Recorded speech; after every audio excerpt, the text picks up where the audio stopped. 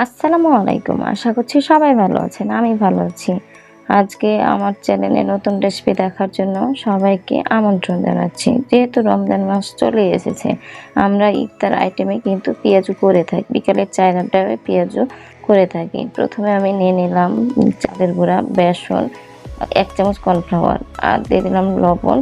এখানে দিয়ে দিচ্ছি ১ চামচ বেকিং পাউডার। দিয়ে দিলাম আদা রসুন বাটা, হলুদ, মরিচের গুঁড়া, দিয়ে দিলাম পাঁচফোড়ন। আমি এখানে দিয়ে দিচ্ছি একটা কাঁচামরিচ। এখন শুকনো উপকরণগুলোকে ভালোভাবে নেড়ে নিতে হবে। এখন আমি দিয়ে দিলাম পেঁয়াজ। যেহেতু পেঁয়াজ করবো, পেঁয়াজ তো অবশ্যই লাগবে, আর পেঁয়াজটাকে অবশ্যই চিকন করে কেটে নেবেন। এখন এভাবে ভালো করে হাত দিয়ে ম্যাশ করবেন। পেঁয়াজের যে পানিটা আছে যেন বেসনের সাথে লেগে যায়। যদি মনে হয় যে পানি লাগবে, এভাবে হালকা হালকা করে পানি দিয়ে ব্যাটারটা তৈরি করে নেবেন। আর ব্যাটারটা অবশ্যই শক্ত শক্ত থাকতে হবে, খুব একটা নরম করবেন না। ব্যাটারটা যদি শক্ত থাকে তাহলে আপনার পেঁয়াজটা অবশ্যই মুচমুচে হবে, একেবারে দোকানের মতো।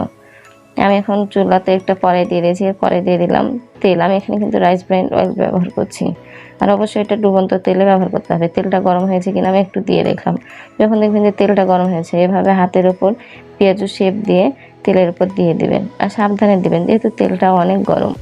আর জালটা থাকতে হবে কিন্তু মিডিয়াম আছে। আর বুঝতেই পারছেন আমি পেঁয়াজুটা ছাড়া মাত্রই কি সুন্দর হয়ে ফুলে ফুলে উঠছে। আমি এভাবে সব পেঁয়াজগুলোকে দিয়ে দিলাম। আর পেঁয়াজু দেওয়ার সাথে সাথে কিন্তু নাড়বেন না, তাহলে কিন্তু ভেঙে যাবে। আপনি এভাবে 2 মিনিট পরে নেড়ে দেবেন। আমার পেঁয়াজগুলো দেওয়া শেষ হয়ে গেছে, বুঝতেই পারছেন হালকা ব্রাউন কালার এসেছে। তখন কিন্তু আমি একটা ছাঁকনি দিয়ে এপিঠ টু এপিঠ উল্টে দিচ্ছি।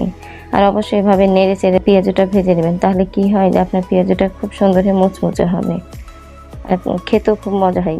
ক্রিপসি থাকলে পেঁয়াজুটা খেতে আলাদা টেস্ট হয়। আমার পেঁয়াজগুলো কিন্তু ভাজা হয়ে গেছে, আর দেখে বুঝতে পারছেন কতটা সুন্দর কালার এসেছে।